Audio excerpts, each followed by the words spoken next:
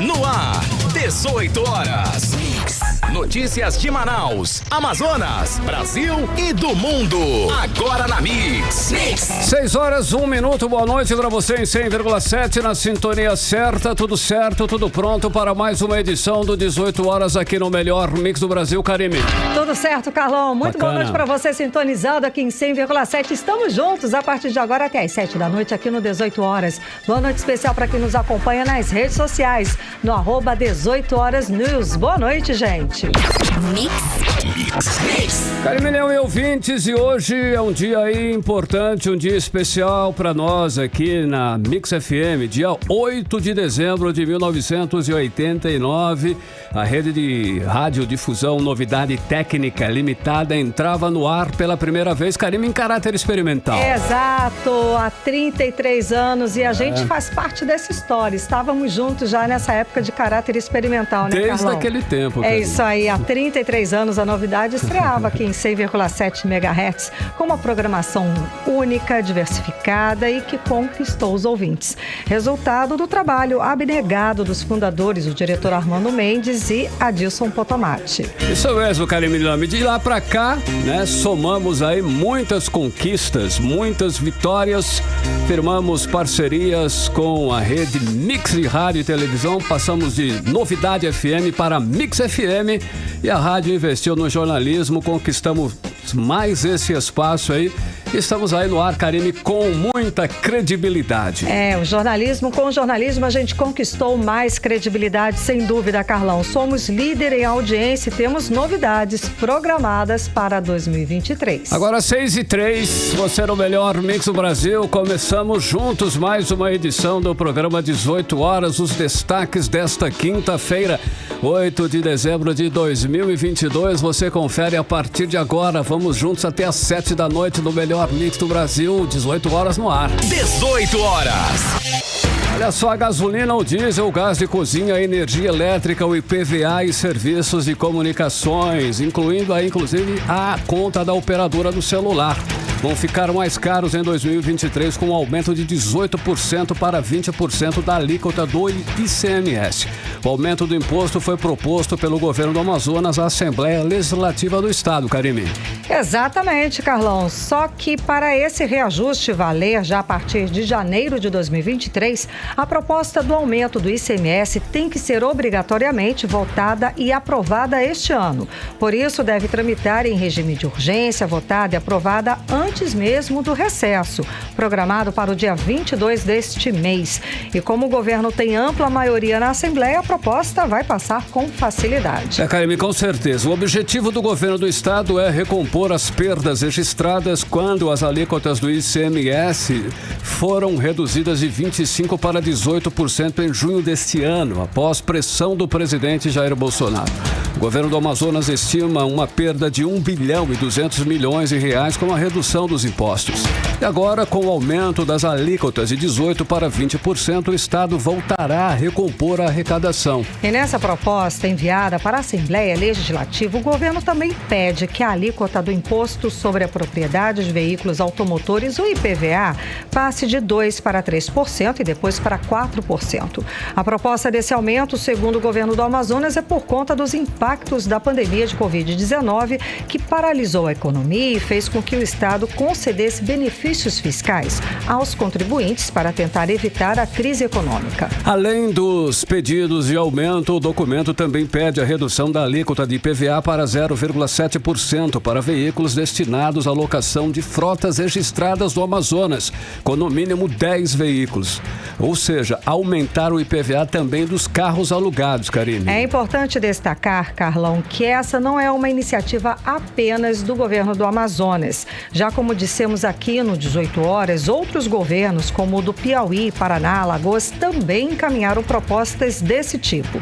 Na quarta-feira, o plenário da Assembleia Legislativa do Piauí aprovou o aumento de 18% para 21% da alíquota do ICMS sobre combustíveis, energia e comunicação. Bom, e essa deve ser uma ação de todos os governos estaduais. Afinal, 2023 não é ano de campanha eleitoral e medidas impopulares podem ser tomadas à vontade sem sofrerem grandes consequências, grandes impactos políticos, Karine. E o 18 Horas ouviu o deputado estadual e economista Serafim Correia, que explica melhor essa proposta de aumento do ICMS. Vamos ouvir.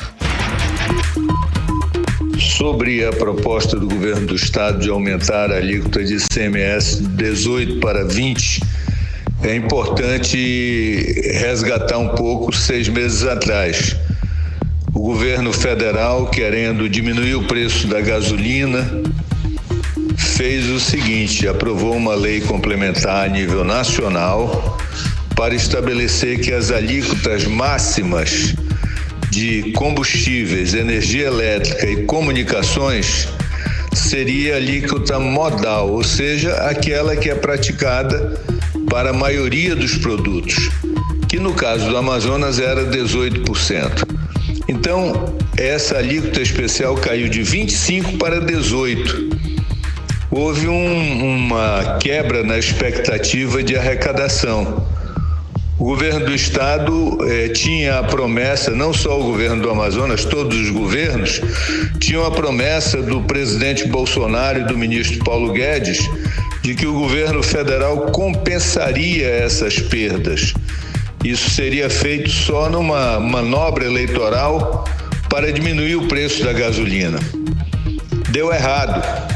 Bolsonaro perdeu a eleição. Os governadores voltaram ao presidente, voltaram ao ministro da Economia e ele disse: olha, agora eu não tenho mais nada a fazer, procure um novo governo. O novo governo disse: olha, eu tenho um problema para resolver que chega a 200 bilhões de reais. Eu não tenho como resolver o problema de vocês. Vocês têm que cuidar, cada um do seu. E o prejuízo dos estados nessa quebra de arrecadação é de, entre aspas, apenas 150 bilhões de reais. Portanto, essa é mais uma herança maldita do governo Bolsonaro e da administração Paulo Guedes. Aí cada governo estadual está fazendo o seu ajuste. Eu preferiria que aqui o ajuste fosse feito a partir da reforma da Previdência, a partir da qualificação dos gastos no Estado, a partir de uma série de medidas administrativas. No entanto, é fato que numa hora de crise, numa hora de dificuldades como essa, o mais fácil, entre aspas também, é aumentar tributo e que vai repassar para a população, o que é lamentável. Essa matéria vai entrar em discussão a partir de segunda-feira na Assembleia e será debatido por todos os deputados, cabendo a cada um decidir de acordo com o seu entendimento. Você está ouvindo 18 Horas. Bom, como a gente acompanhou aí na fala do deputado, essa questão envolve bilhões de reais e tem interesse direto dos governos estaduais de aprovar o quanto antes esse aumento de ICMS. As perdas realmente foram significativas e agora o contribuinte será novamente chamado para pagar a conta. Exatamente, Karine. O aumento do ICMS, como já dissemos, será aprovado pela ampla maioria dos deputados e já a partir do primeiro dia de 2023. A gasolina, o diesel, o gás de cozinha e a energia elétrica vão ficar mais caros, com certeza. E como consequência do efeito cascata, outros produtos, como alimentos, material de construção e outros milhares de produtos também vão ser impactados diretamente com o aumento do imposto estadual. 18 Horas. O Grupo Atem, que comprou a antiga refinaria de Manaus, que foi rebatizada de Refinaria da Amazônia, anunciou que reduziu em 5,18% o preço da gasolina e em 4,29% do diesel para as distribuidoras já a partir de hoje, quinta-feira. Segundo o comunicado da empresa, o litro da gasolina saiu de R$ 3,28 para R$ 3,11. Já o preço do diesel caiu de R$ 4,89 para R$ 4,68, isso para as distribuidodoras, Karine. Bom, e nos postos, Carlão, a diferença de preço continua grande, tá? Postos vendendo a gasolina comum a R$ 4,59 e a maioria está vendendo aí por R$ 5,29. A partir de amanhã, vamos saber se a redução praticada pela refinaria da Amazônia será repassada para os contribuintes. Mix. Agora são 6h11, você no melhor Mix do Brasil, e vamos falar agora da Amazônia. É que, segundo o ministro do Supremo Tribunal Federal, Luiz Roberto Barroso, o Brasil corre o risco de perder a soberania da Amazônia. Isso é sério, hein? Para o crime organizado. Segundo ele, é preciso contribuição e empenho do mundo e das autoridades brasileiras para combater crimes ambientais e encontrar formas de sustento para os habitantes da região. E em entrevista exclusiva à agência de notícia Reuters, Barroso defendeu que é preciso pensar um modelo de bioeconomia sustentável para a floresta amazônica, que não impactem negativamente o bioma, sem esquecer dos 25 milhões de habitantes da região. Segundo o ministro, sem isso, não vai ser possível conter a progressiva degradação da região. E o ministro do Supremo afirmou ainda que o grande desafio das autoridades brasileiras vai ser enfrentar crimes ambientais como exploração e comércio ilegal de madeira, mineração e desmatamento ilegais, grilhagem de terras, assassinatos de defensores da floresta, tráfico de drogas e o contrabando. E essa matéria completa você confere no 18horas.com.br, o site de notícias da Mix Manaus. 18 horas. A presidente do PT, que é a Gleisi Hoffmann, confirmou que o presidente eleito Luiz Inácio Lula da Silva vai anunciar amanhã de manhã, em entrevista coletiva, a primeira leva de ministros, Karime. E vamos chamar agora o nosso correspondente em Brasília, o jornalista Carlos Eduardo Matos. Cadu, boa noite. Chega junto então, Cadu. Você tem alguns nomes que a gente pode antecipar, alguns nomes desses novos ministros, Cadu? Boa noite, seja bem-vindo. Boa noite, Karime. Boa noite, Carlão. Boa noite, ouvintes do programa 18 Horas. Karime, está agendado para amanhã, pela manhã, a divulgação de parte do primeiro time da equipe ministerial de Lula. Os primeiros nomes serão de Fernando Haddad para o Ministério da Fazenda, que hoje teve reunião com o ministro Paulo Guedes, já falando tipo como ministro mesmo, do senador Flávio Dino, do Maranhão, para o Ministério da Justiça e Segurança Pública, e do embaixador do Brasil na Croácia e ex-ministro de Dilma Rousseff, Mauro Vieira, para o Ministério das Relações Exteriores. Esses são os nomes que estão sendo dados como certos. Agora tem outros nomes que não há 100% de certeza, mas estão no páreo aí, possivelmente encaixados, que são o ex-presidente do Tribunal de Contas da União, José Múcio, para o Ministério da Defesa, o deputado federal Alexandre Padilha para o Ministério da Articulação Política, ou para a Casa Civil, a governadora do Ceará, Isolda Sela, para o Ministério da Educação, e a presidente da Fundação Oswaldo Cruz, Nízia Trindade, para o Ministério da Saúde. Ela ganhou notoriedade durante a pandemia, Karime, quando ela recusou o convite do presidente Bolsonaro para ser ministra da Saúde. E tem também a senadora Simone Tebet para o Ministério do Desenvolvimento Social. Ela que subiu no palanque de Lula no segundo turno e saiu vitoriosa, né? Ainda continua sob ataque dos caciques do partido dela, o MDB, que dizem que ela não representa o partido. Mas apesar das tentativas de isolar a senadora, Simone Tebet tem o apoio de Lula, que segue prometendo a ela um generoso espaço na equipe ministerial. A gente só precisa conferir se o nome dela vai estar na lista de amanhã.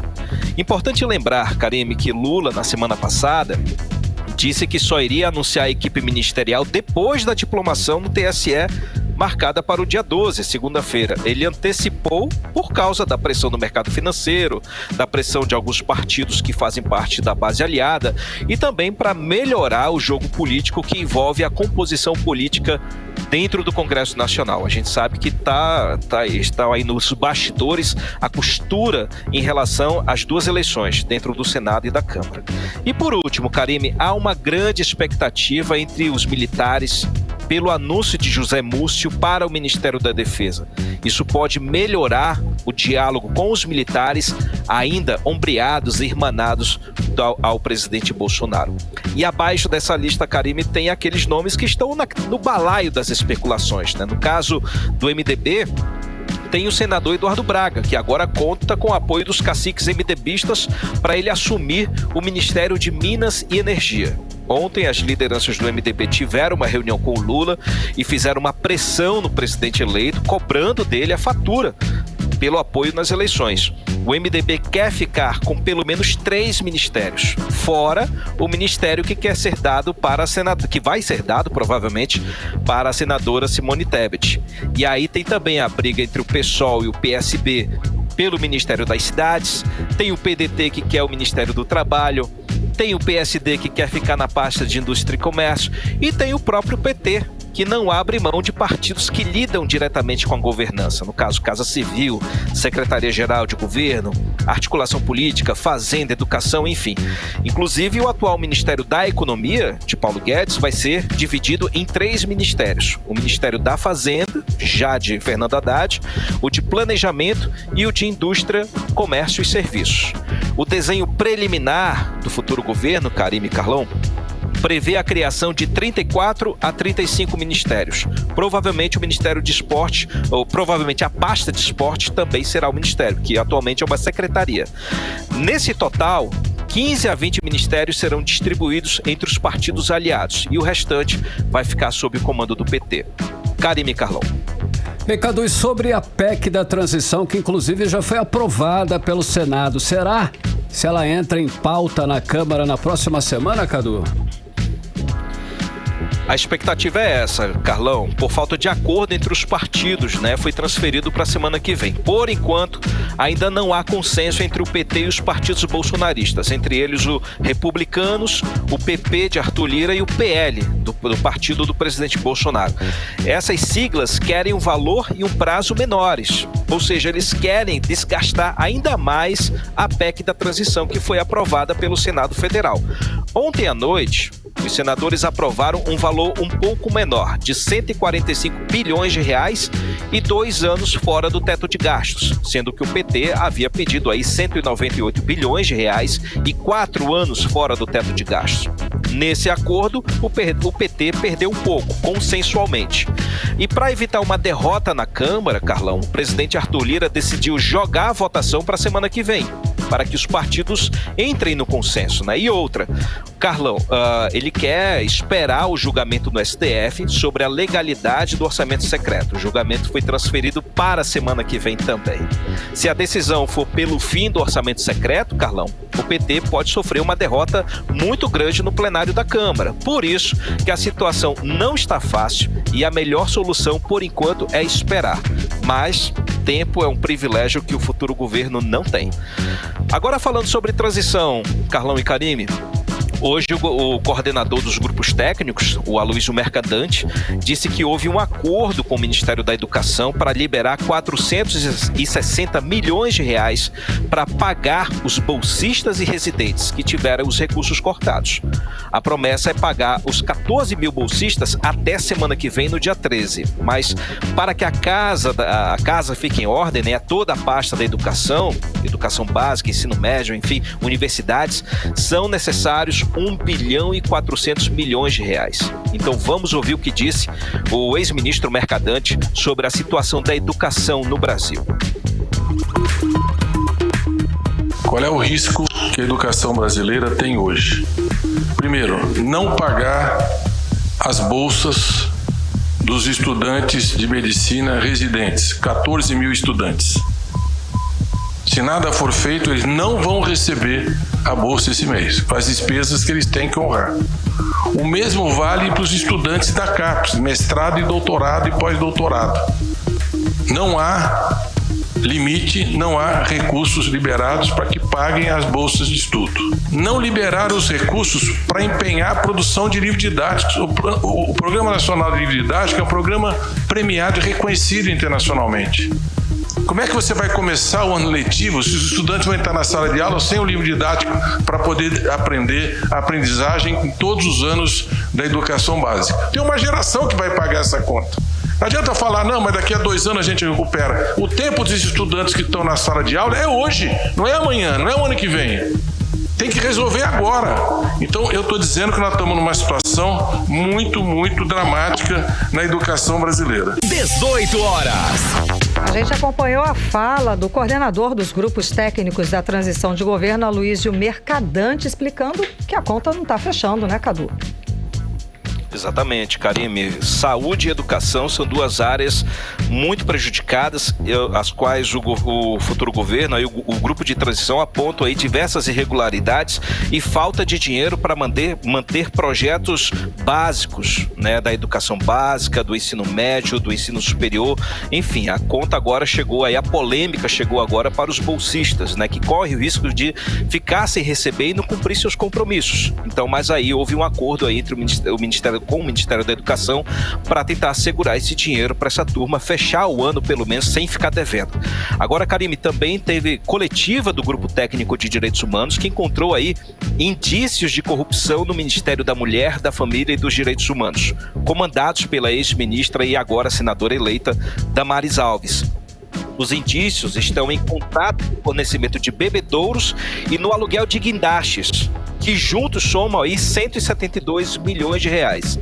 Esses dados já foram repassados ao Tribunal de Contas da União. A pergunta fica, para que tanto guindaste e por que tanto bebedouro, né, Karime e Carlão? Volto com vocês. Obrigada pelas informações, Cadu. Boa noite, bom trabalho. Valeu, gente. Um abraço. Até amanhã. Tchau, tchau. Valeu, Cadu. 6h22. Você no melhor mix do Brasil. 18 horas. Olha, atenção, em brinquedos e pisca-piscas sem o selo do Inmetro e alimentos para a ceia de Natal e de Ano Novo, como Peru, por exemplo, e Chester, com embalagens que não informam o peso correto. São alguns produtos natalinos irregulares, alvos da Operação Especial Boas Festas do IPEM, que é o Instituto de Pesos e Medidas do Amazonas. Carlão, e nos últimos 2 dias, o IPEM apreendeu 25 mil produtos com irregularidades no comércio de Manaus. Produtos que apresentavam até mesmo risco à segurança e à saúde das crianças, como explica a repórter Nathalie Moraes. O Instituto de Pesos e Medidas do Amazonas apreendeu 25 mil produtos com irregularidades nos últimos 2 dias nos comércios de Manaus. O órgão de fiscalização vem realizando a Operação Boas Festas desde o dia 5 de dezembro para garantir a segurança dos clientes nesse período de festas de fim de ano. As ações de inspeção têm foco em itens como objetos infantis, utensílios elétricos de baixa tensão, produtos alimentícios comuns para essa época do ano e material escolar. Entre os milhares de produtos apreendidos estão brinquedos, luminárias natalinas conhecidas como pisca-pisca e objetos escolares. Todos estavam sem o selo do Inmetro. Segundo o diretor-presidente do IPEM Amazonas, Márcio Brito, todos os produtos sem selo serão retirados do comércio. O objetivo é retirar todo o comércio esses itens que são bastante comercializados na época natalina. Produtos que não têm a certificação do Inmetro, não passaram por ensaios de qualidade e um risco em potencial. Durante as ações de fiscalização em lojas do comércio manauara, todos os produtos serão avaliados e testados nos locais pelos fiscais do IPEM. Caso haja indícios de irregularidades nos itens avaliados, eles vão ser levados para o laboratório do IPEM no Amazonas para a realização de novos testes. Durante a fiscalização, vários produtos foram apreendidos após a constatação de algumas irregularidades. Alguns produtos apresentavam risco à saúde das crianças, como afirma o gestor do IPEM. Nesta loja, nós encontramos vários pisca-pisca. É muito comum esse item ficar ligado a noite inteira. Esse item possui ferro. Ferro conduz energia. Muito fácil o superaquecimento e até o incêndio. Encontramos vários itens do material escolar também sem a certificação. Material escolar que possui pelos. O Inmetro determina que seja anti-chama, que nós encontramos fora de todos os padrões brasileiros. Também material pesado, tóxico nas tintas desses produtos. As empresas que estiverem comercializando produtos fora dos padrões estabelecidos pelo Inmetro serão notificadas e terão prazo de 10 dias para apresentar a defesa junto ao IPEM. Os estabelecimentos comerciais estão sujeitos a penalidades previstas por lei, como advertência e multa, podendo chegar a 2,2 milhões de reais. Nathalie Moraes para o 18 horas. Você está ouvindo 18 horas. Entrevista do dia. E o nosso entrevistado hoje é o presidente da Fundação Centro de Controle de Oncologia do Estado do Amazonas, o mastologista Dr. Gerson Mourão. Seja muito bem-vindo aos estúdios da Mix, aqui é o programa 18 horas. Então, o senhor está à frente da instituição há 4 anos e nesse período tivemos a pandemia. Como é que foi o desafio de estar à frente de uma instituição tão importante e recebendo aí 2 anos de pandemia? Boa noite. Você falou 2 coisas muito importantes. Boa noite aos que estão nos escutando.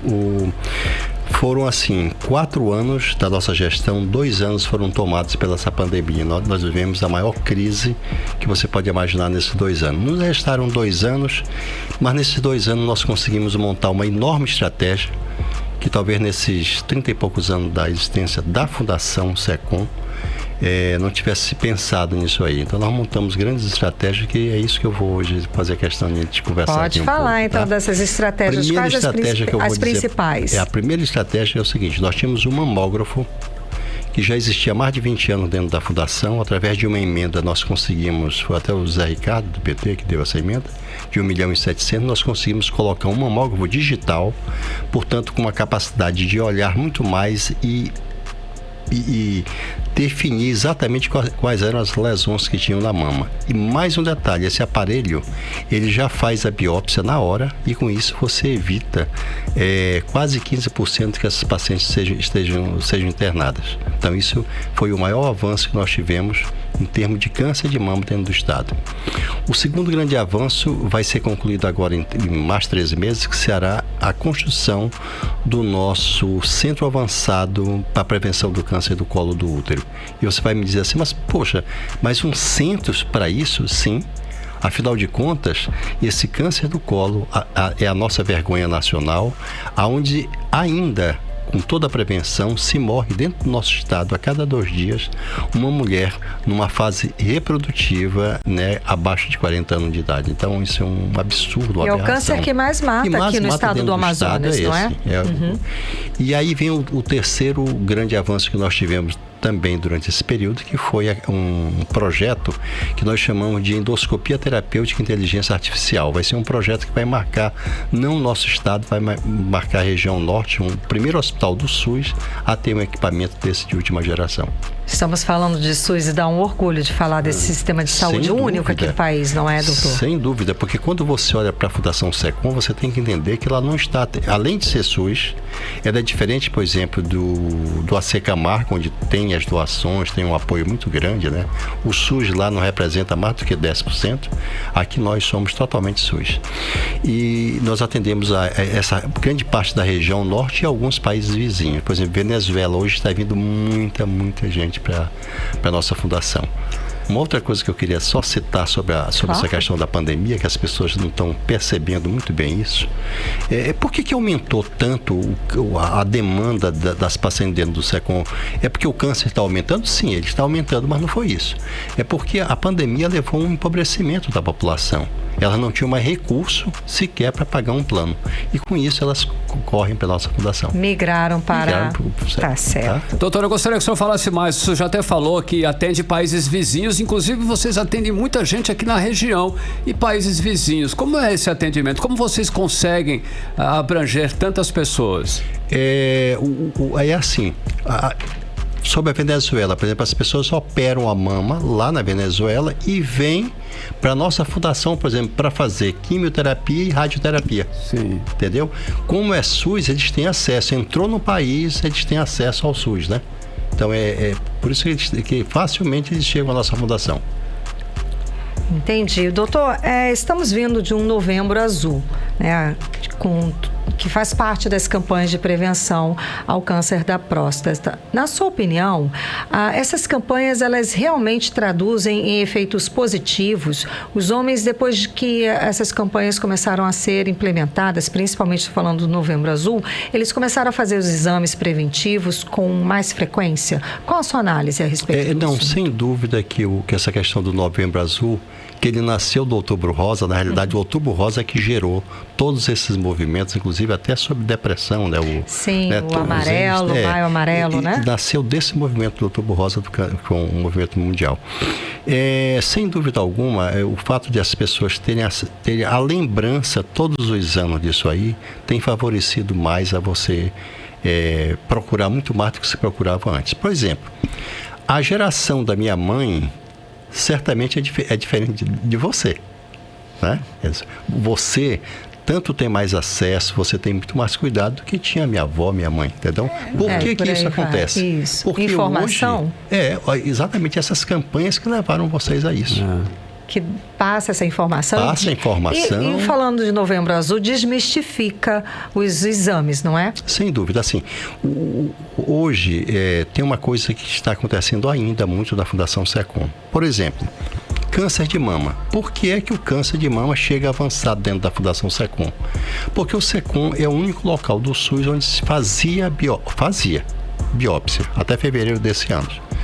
E aí a paciente esperava em torno de 14 meses para poder entrar dentro da fundação e fazer a biópsia. Olha o absurdo. Aí já chegava... Por isso é que a paciente descobriu um carocinho pequeno e quando entrava na fundação, ela entrava para morrer. Meu Deus. E agora, em fevereiro desse ano, nós fizemos uma grande mudança junto com a prefeitura. O que é que nós fizemos? A prefeitura e o estado agora farão essas biópsias. Portanto, a pessoa faz a biópsia, com 90 dias nós resolvemos a situação dela. Ou seja, de uma forma muito mais rápida e eficaz, podendo salvar mais vidas. Exatamente. Então, ela descobre um tumor pequeno e entra na fundação com o tumor pequeno, está salva essa mulher. E não perde a mama. Bom, houve um movimento recente, agora no Novembro Azul, do deputado Zé Ricardo também, que ele, muito sensibilizado com essa questão das pessoas que estão também chegando com os casos de próstata praticamente sem chance de vida dentro da Fundação SECOM, ele sacou a situação da mama e fez o documento para o Estado e para a Prefeitura, sugerindo também que a biópsia fosse feita fora. Porque assim, o que tem que se entender da Fundação SECOM? A Fundação SECOM, ele é um hospital terciário, ele é para tratar o câncer e não para estar fazendo diagnóstico. Ou seja, fazendo as biópsias. Sim. Então, quando nós tiramos o colo do útero, a mama, e se nós conseguirmos tirar a próstata também lá de dentro, aí nós vamos mudar a história do câncer da mulher e do homem. Porque a da mulher nós já mudamos. Aqui no estado, né? Já está mudada. Quando você fala de mama e colo, você está resolvendo 60% dos cânceres das mulheres. Doutor, e com relação à estrutura e também o aumento da demanda de pacientes, o Amazonas, ele já precisaria de um novo hospital do câncer? Aumentar, ampliar? Sobre esse ponto de vista, se eu for pensar que os cânceres estão chegando muito avançado na nossa fundação, sem dúvida alguma que nós precisaríamos pelo menos de mais dois ou três SECOMs. Sim. Mas quando eu penso que nós temos uma capacidade enorme de descobrir o tumor no seu início, e quando você descobre o tumor no seu início, você começa a fazer cirurgias não em centros, não dentro de hospitais, mas dentro de, que nós chamamos assim, de centros ambulatoriais, você não precisaria ter mais alguns outros SECOMs. E sim, tu tá entendendo? À medida que você age, pronto, você resolve o problema. Entendi. Okay, agilizar. Então, a ideia é essa. E aí você vai dizer, sim, mas o que vocês estão pensando hoje na Fundação SECOM? Exato. Nós estamos justamente caminhando dentro dessa métrica. Ou seja, nós vamos lutar pelo diagnóstico precoce para que os tumores cheguem cedo na Fundação.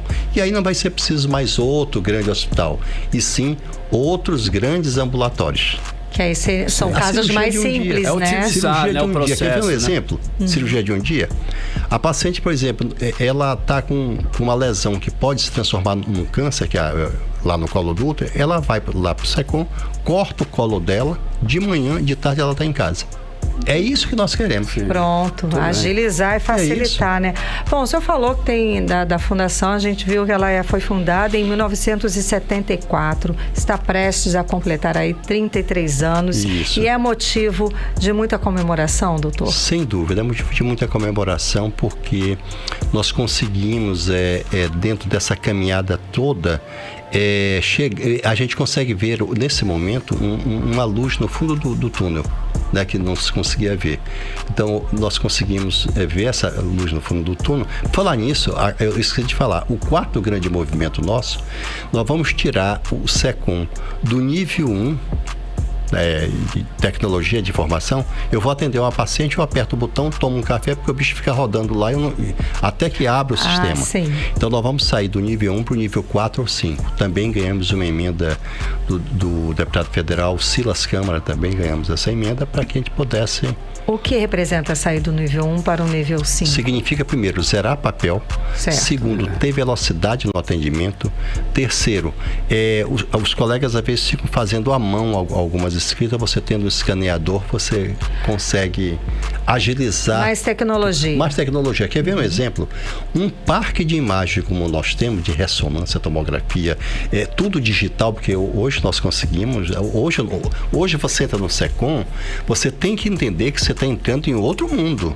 Não é o mundo que era 4 anos atrás. Maravilha. Hoje nós estamos entrando dentro do mundo digital dentro da Fundação SECOM. Você olha a radioterapia dentro da Fundação SECOM, é radioterapia de última geração. Aí eu quero aproveitar o espaço de vocês, porque anteontem, aliás, teve uma denúncia de uma pessoa que ela disse assim, eles ficam falando essas coisas, mas eu fui lá e atrasaram o meu atendimento na radioterapia. E a TV Amazonas, inclusive, ligou, eu expliquei o que estava havendo. Então, o que as pessoas precisam entender dentro de uma história dessa é que existem situações que são excepcionalidade. Ou seja, por algum motivo, houve um problema no equipamento, houve um atraso na rádio. Mas eu quero dizer para vocês que hoje nós podemos afirmar algo histórico dentro da Fundação. Nós zeramos fila. Zeramos fila na radioterapia. Nós conseguimos diminuir o atendimento da quimioterapia, que é vital na vida dessas mulheres, de mais ou menos 4 a 5 meses para 30 dias. Que maravilha. Para finalizar, o senhor foi condecorado agora em dezembro com a medalha da Ordem do Mérito Judiciário do Tribunal de Justiça do Amazonas. Eu sei que é mais uma honraria e também sei que a gente conversou que um profissional não trabalha, essa não é a meta, verdade, né? Receber algum tipo de condecoração, mas é sempre bom, não é? É um reconhecimento. Sem dúvida, é um reconhecimento. Isso aí é a quinta medalha que eu ganhei nesses 4 anos de gestão. Eu ganhei uma lá da Câmara, né? A maior honraria que tinha, também lá da Assembleia Legislativa, também a maior honraria, e tive agora dos bombeiros também e do Judiciário. Parabéns. Maravilha. Muitíssimo obrigada pela sua presença, conversando com a gente aqui. Obrigado. Sucesso, valeu. Muito obrigada. Conversamos com o diretor-presidente da FCCOM, Dr. Gerson Mourão. Agora 6h38, você no melhor mix do Brasil. 18 horas. Vamos conferir tempo e temperatura para amanhã. Amanhã já sexta-feira, hein? Final de semana chegando aí. Tempo e temperatura, Karime Leão. Previsão do tempo. Segundo informações do Climatempo, a previsão para amanhã é de sol com algumas nuvens. Deve chover rápido durante o dia e a noite. A mínima prevista é de 23 graus, a máxima não deve passar dos 32 graus. As chances de chuva são de 90% e a umidade relativa do ar fica entre 58% e 99%. Mix. E conselheiros que participaram da última reunião do Conselho de Administração da SUFRAMA destacaram os resultados positivos da gestão do superintendente Algacir Poulsin ao longo dos últimos 2 anos e meio, Karime. Exato, Carlão. O encontro foi marcado pela despedida do general do comando da autarquia depois desses 2 anos de trabalho. A previsão de faturamento do PIN até o fim deste ano deve alcançar 175 bilhões de reais, como explica Rodrigo Soares. Durante a última reunião do ano do Conselho Administrativo, a Superintendência da Zona Franca de Manaus aprovou aproximadamente 482 milhões em novos investimentos. Durante a reunião, foi apresentado o estudo Mapeamento de Tecnologias Desenvolvidas em Bioinsumos da Amazônia. A reunião do CAIS foi presidida pelo secretário especial de Produtividade e Competitividade do Ministério da Economia, Alexandre Iata, e contou com a participação do superintendente da SUFRAMA, Algacir Poulsin. O evento resultou na aprovação de uma pauta com 24 projetos industriais e de serviços, sendo 11 de implantação e 13 de atualização, que estimam investimentos totais de R$ 481,9 milhões e a geração de 644 novos empregos e um faturamento adicional de R$ 2,88 bilhões no polo industrial de Manaus. Segundo a Suframa, com os investimentos aprovados nesta quarta-feira, o CAS fecha 2022 com um total de 201 projetos industriais e de serviços aprovados, que prevêem investimentos totais de aproximadamente R$ 6 bilhões e a geração de 9.776 novos empregos na Zona Franca de Manaus ao longo dos próximos 3 anos. A reunião marcou a despedida do general Algarcir Poulsin no comando da autarquia, após 2 anos e meio de trabalhos. Segundo o superintendente, nos últimos 4 anos foram gerados aproximadamente 200 mil empregos no polo industrial de Manaus. Outro tema muito caro para a gente é a empregabilidade. Para vocês terem uma ideia, nesses 4 anos de governo, nós saímos de uma média de 88 mil empregos diretos para 108 mil. Isso aí dá 25% de aumento de empregos diretos. 25%, não é pouca coisa não. Só que se a gente for usar a metodologia, começar empregos indiretos e os induzidos, nós podemos dizer que nesses 4 anos nós aumentamos em 200 mil empregos aqui em Manaus. Só neste ano, foram 210 projetos aprovados, uma alta de 38,9% em relação ao mesmo período de 2019. Além disso, o superintendente da Suframa adiantou a previsão de faturamento do PIN em 2022, que deve alcançar R$ 175 bilhões. Rodrigo Soares para o 18 Horas. Você está ouvindo 18 Horas. Olha só, o calendário de matrículas para as redes estadual e municipal de ensino de 2023 foi divulgado. As datas das matrículas começam agora, Karime, dia 15 de dezembro. Exato, essas aí são as rematrículas, exatamente, Carlão. E a grande novidade para 2023 é a inauguração de mais 6 creches municipais, que vão aí dobrar o atendimento de crianças de 1 a 3 anos aqui em Manaus, como explica a repórter Nathalie Moraes. O governo do Amazonas e a Prefeitura de Manaus divulgaram o calendário de matrículas para acesso às redes públicas de ensino em 2023. A reserva de 173.084 novas vagas será feita prioritariamente pelo site matriculas.am.gov.br, tanto para a rede municipal quanto para a rede estadual nos 62 municípios do interior do Amazonas. Além do site, todas as escolas das redes estadual e municipal de Manaus estarão abertas para atender o público que não tem acesso à internet, e as rematrículas vão de 15 de dezembro a 5 de janeiro, realizada pela própria escola onde o estudante cursou o ano letivo este ano, como explica a secretária de Estado de Educação e Desporto, Cuca Chaves. Deixando claro também para todos os pais que aqueles alunos que já são alunos da rede estadual e municipal de ensino, eles já têm as suas vagas garantidas, sem a necessidade que os pais tenham que se deslocar para as escolas fisicamente. Caso haja necessidade de alguma revalidação de documento, alguma atualização, a própria escola irá entrar em contato com os pais para que a gente possa fazer essa atualização. No dia 6 de janeiro, serão realizadas as transferências por reordenamento. Esse procedimento é feito pelas escolas e informado aos responsáveis. Nos dias 9 e 10 de janeiro, os pais deverão confirmar as matrículas de maneira presencial. Nos dias 11 e 12 de janeiro, o site estará aberto para a transferência de alunos com deficiências. Entre os dias 13 e 16 de janeiro, é a vez das transferências de todas as modalidades através do site. Para confirmar a matrícula na escola solicitada no procedimento de transferência, será dado o prazo de 3 dias úteis para a apresentação da documentação de maneira presencial. Aqueles que perderem todos os prazos poderão fazer o procedimento que precisam no dia 24 de janeiro do ano que vem. A grande novidade para 2023 é a inauguração de mais 6 creches.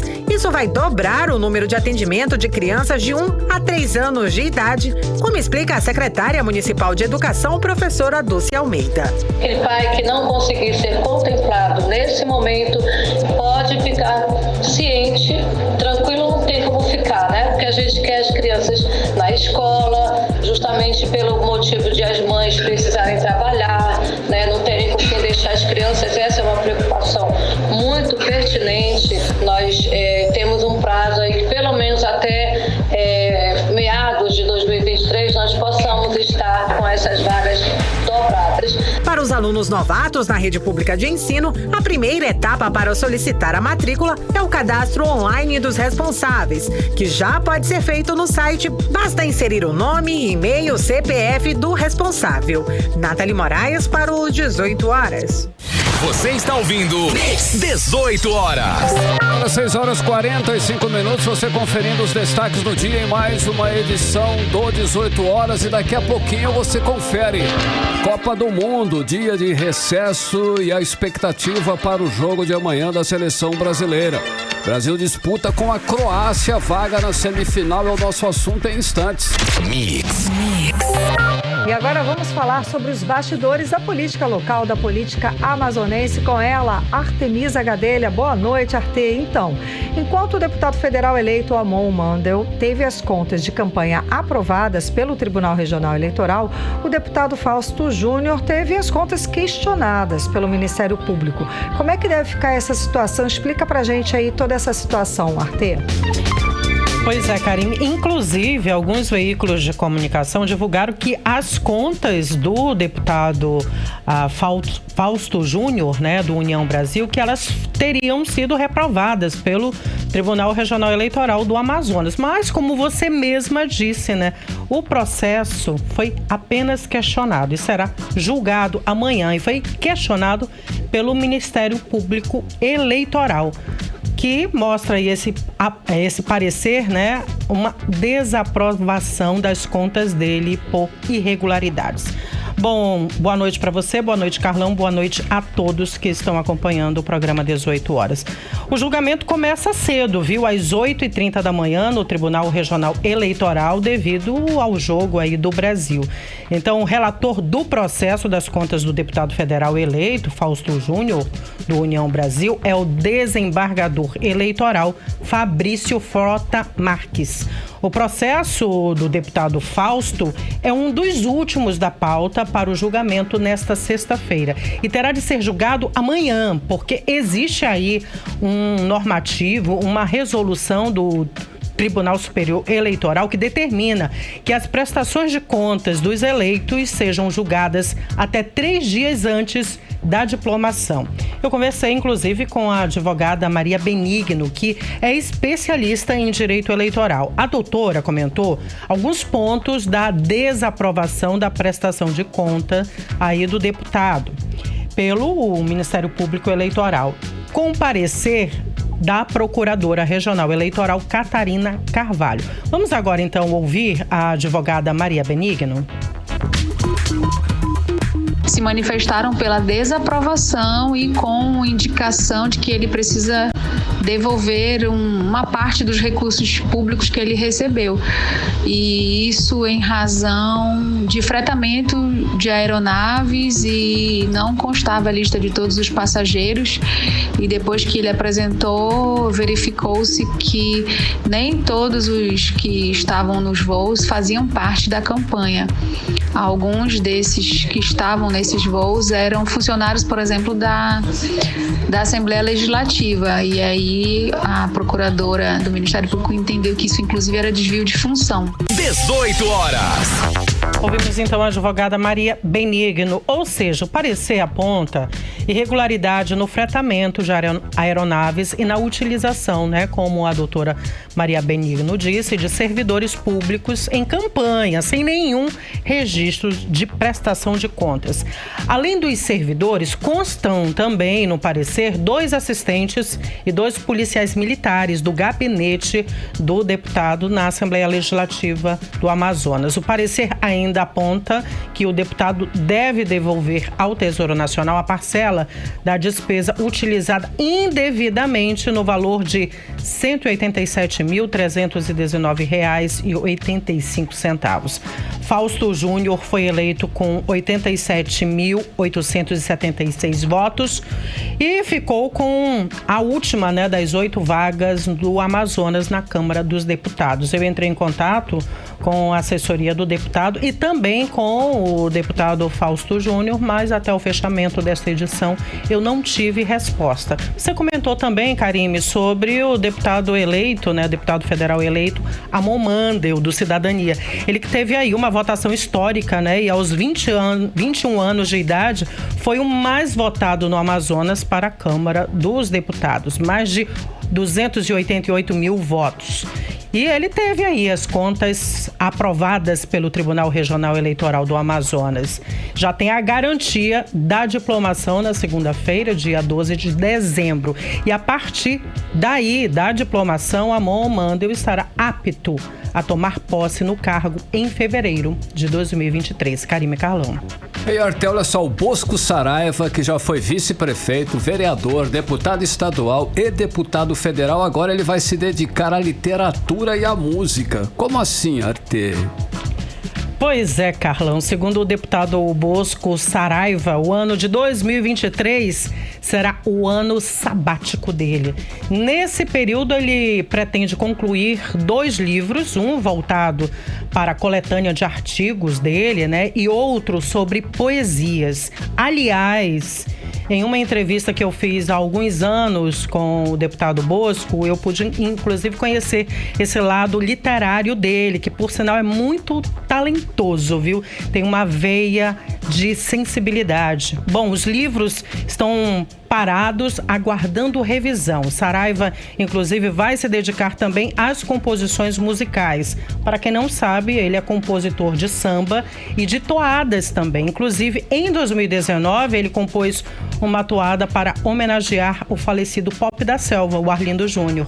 Sobre viagens, ele não confirmou. Então, o atual presidente do Solidariedade não estará comprometido com cargos públicos no próximo ano. Karime Carlão. Obrigada pelas informações, Artemisa. E Artemisa, você vai dar um tempo, né? Vai passar também 15 dias sabáticos, digamos assim. Vamos dizer assim, 15 dias. Sabático. Será que podemos dizer sabático? Vai para Paris? Quem me dera. Talvez Parintins. Boa. Melhor ainda, legal. tá? Verdade. Muitíssimo obrigada, Arte. Obrigada. Boa noite, bom descanso. Até o retorno. Descansa, até o retorno. 6h52, você no melhor mix do Brasil. 18 horas. Olha só, Karime, hoje é feriado aqui em Manaus e em outros 61 municípios do Amazonas. Isso porque hoje é o dia de Nossa Senhora da Conceição, que é a padroeira do Amazonas, Karime. Isso aí, Carlão. Diversos festejos e homenagem à santa aconteceram em todo o Amazonas. Inclusive, tivemos a volta da tradicional procissão pelas ruas do centro de Manaus, que ficou 2 anos suspensa. Héctor Silva conta pra gente mais detalhes.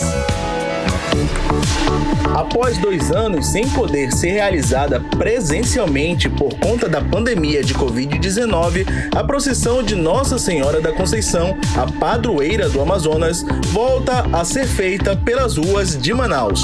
O pároco da Catedral de Manaus, Padre Hudson Ribeiro, falou sobre toda a programação que começou desde cedo. Da paróquia São José Leste vai acontecer a carreata, que vai sair 8 horas da manhã no dia 8, de lá da igreja de São José Leste, aqui na direção da Praça da Matriz. Quem mora por aquelas áreas e tem carro, participa dessa carreata e vem na direção da Praça da Matriz. 4 missas pela manhã no dia 8, 7, 9, 10 e meia, meio-dia. 15 horas, Ofício de Nossa Senhora. A partir das 4 horas, a concentração para iniciarmos a tradicional procissão de Nossa Senhora da Conceição. Término da procissão, a missa campal.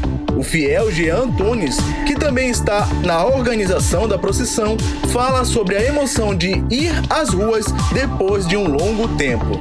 Esse ano nós esperamos um número muito grande de devotos, porque é a primeira procissão de Nossa Senhora que a gente faz depois da pandemia, depois de 2 anos. O nosso povo está muito desejoso de participar desse momento. Este ano, a festa tem por tema Tu És Nossa Mãe e deve contar com cerca de 60 mil fiéis, projeção essa feita pela Arquidiocese de Manaus. Héctor Silva para 18 horas. Você está ouvindo 18 horas. Bom, e depois de 2 dias de recesso, Carlão, os Jogos da Copa do Mundo do Catar vão ser retomados nesta sexta-feira, com a abertura das quartas de final. E o primeiro jogo é do Brasil, que enfrenta a Croácia às 11 horas da manhã, no horário de Manaus. Karime, a Croácia é a atual vice-campeã do mundo e vem com o time forte, tendo como principal estrela o craque Luka Modric, de 37 anos. A Croácia deve, inclusive, jogar com um time mais retrancado para tentar fregar o ataque brasileiro, Karime. E pelo Brasil, Carlão, o técnico Tite confirmou que o lateral esquerdo, Alexandro, não deve jogar contra a Croácia. Isso porque ele não se recuperou da lesão muscular no quadril esquerdo. Mas o time que vai enfrentar em campo, que vai entrar em campo para enfrentar a Croácia, só vai ser divulgado mesmo a poucas horas da partida. Só depois dos 45 do segundo tempo. A tendência é de que o técnico Tite repita a escalação do último jogo, quando o Brasil goleou a Coreia do Sul por 4-1. Ou seja, o Brasil deve começar jogando com Alisson, goleiro, Militão, Marquinhos, Thiago Silva e Danilo, Casemiro, Lucas, Paquetá e Neymar, Vini Júnior, Rafinha e Richarlison. Olha aí, timaço. Bom, o timaço. E nas bolsas de apostas, o Brasil, é claro, é o grande favorito. Vamos ver se no campo o Brasil vence e garante aí a nossa vaga na semifinal. Karime, a expectativa dos amazonenses, inclusive, é grande. Ponta Negra, Arena da Amazônia e ruas da Copa estão todas prontas já para amanhã transmitir esse jogo entre Brasil e Croácia. Torcida também está pronta, Carlão, e o repórter Hector Silva ouviu os amazonenses sobre a expectativa com esse jogo de sexta-feira. Vamos acompanhar. Contagem regressiva para o jogo Brasil e Croácia pelas quartas de finais da Copa do Mundo FIFA 2022. E já tem gente planejando onde assistir o jogo amanhã. É o caso da professora Sângela Santana, que vai a uma das ruas da Copa assistir o jogo. Os outros jogos da Copa eu assisti em casa, mas pro jogo de amanhã, eu e a minha família decidimos ir lá na rua da Copa da Alvorada. Eu vi as fotos e vi que a rua está linda. Inclusive foi mostrada para o mundo pela FIFA na internet. Eu estou muito empolgada. Nós todos da minha família acreditamos que o Hexa esse ano vem. Esse ano, os jogos estão sendo transmitidos em diversos pontos de Manaus. O governo do Amazonas preparou um telão na Arena da Amazônia para a população assistir os jogos do Brasil e aproveitar para se vacinar. Já a Prefeitura de Manaus contemplou 5 ruas da cidade. Uma delas, a Rua 3, no bairro Alvorada, citada pela professora Sângela Santana. Mas atenção você que planeja assistir o jogo amanhã em uma das ruas da Copa. A Rua 24 de Agosto, no bairro Morro da Liberdade, Zona Sul de Manaus, não irá mais transmitir os jogos. Outro ponto onde a população pode assistir o confronto entre Brasil e Croácia é o Anfiteatro da Ponta Negra, onde um telão foi montado. E é de lá que a assistente de contabilidade, Liliane Filgueira, vai acompanhar o jogo. Bom, a minha opinião, que é ao contrário do que todos estão falando e são contra a escalação que o Tite fez dos jogadores, eu acredito que o Brasil ele tem muito potencial para o Hexa. Depende dos jogadores também, né? Jogadores, da comissão técnica, do técnico terem a consciência, né? A responsabilidade e ter amor à camisa. Os jogadores têm que ter amor à camisa do Brasil, têm que ter amor à nação brasileira, porque eles são nossos representantes. E se eles tiverem isso, com certeza nós vamos ser campeões mais uma vez. E o Hexa, que é tão sonhado por todos, vai vir. O problema é a questão do Caicai Balão, né? Quem é o Caicai Balão? Que nós conhecemos é o Neymar. Se ele se manter de pé, nós temos muito potencial para ganhar. Agora, vamos acreditar que dê tudo certo dessa vez. O jogo do Brasil contra a Croácia começa às 11 da manhã, horário de Manaus. Hector Silva para o 18 horas. Você está ouvindo 18 horas. Agora em Manaus, 6 horas e 58 minutos. Seguimos direto para o Editorial 18 horas. Editorial 18 horas. O Brasil corre o risco de perder a soberania da Amazônia para o crime organizado. A afirmação é do ministro do Supremo Tribunal Federal, Luiz Roberto Barroso, em entrevista a Reuters, que repercutiu no país hoje. O argumento é o da maioria. É preciso contribuição e empenho de todos para combater crimes ambientais e encontrar formas de sustento para os habitantes da região. Na Amazônia são 25 milhões de habitantes e é preciso muito empenho dos governos para enfrentar os crimes ambientais, combater a exploração e o comércio ilegal de madeira e minerais, combater o desmatamento ilegal, a grilagem de terras, os assassinatos de defensores da floresta, enfrentar o tráfico de drogas e o contrabando. Em janeiro, o país terá um novo governo e a expectativa é de que haja um reforço maior nas ações de combate a esses crimes. A preservação da Amazônia é fundamental para o país e para o mundo inteiro para ajudar no equilíbrio do clima do planeta. 18 horas. 7 em ponto, Karime. Boa noite, obrigada pela companhia. Um beijo, até amanhã. Um beijo, continue bem, continue em 100,7 e até amanhã. Você ouviu 18 horas. As notícias do Brasil e do mundo. De volta amanhã. Mix.